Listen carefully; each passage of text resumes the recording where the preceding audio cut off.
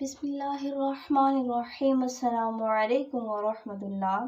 روزانہ واقعات کے لیے ہمارے چینل کو ضرور سبسکرائب کریں اور پلیز ایک مرتبہ درود شریف ضرور پڑھ لیں۔ اس نے کانپتے ہاتھوں کے ساتھ نمبر ملایا۔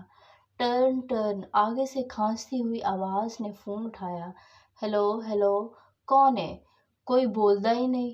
اس نے کال ڈراپ کر دی۔ پھر چند لمحے بعد پھر ہمت کر کے کال ملائی۔ پھر اسی آواز نے فون اٹھایا۔ ہیلو، کون ہے؟ ہمت کر کے ڈرتے ڈرتے ہیلو کیا۔ آگے ایک دم سے آواز آئی، نازی پتر تو؟ کیا حال ہے پتر؟ تو ہمیں چھوڑ کر کیوں چلی گئی؟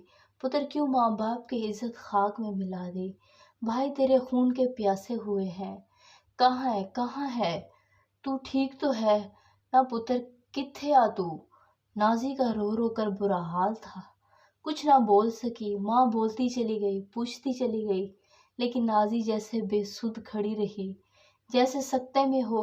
پھر اماں کی طرف سے سوال ہوا، پتر تو ہے کہاں؟ اتنے سال ہو گئے، تو خوش تے ہے نا؟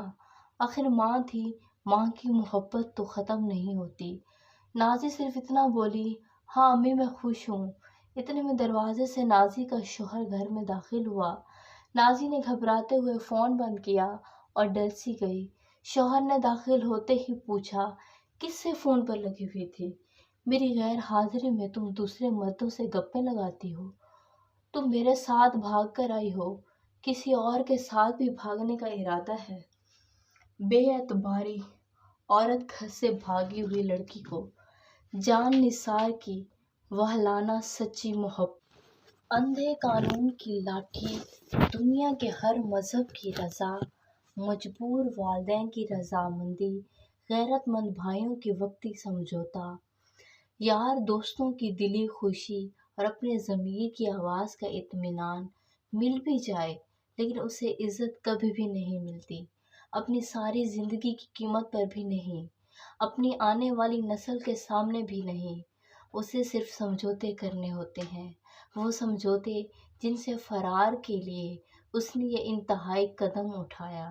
زندگی کا یہ گول چکر اسے ساری زندگی گزار کر ہی سمجھ آتا ہے۔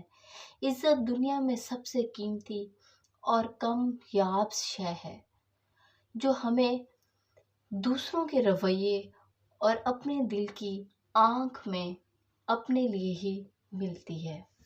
مزید ایسی ویڈیوز کے لیے ہمارے چینل کو ضرور سبسکرائب کریں، ویڈیو کو لائک کریں۔ شکریہ۔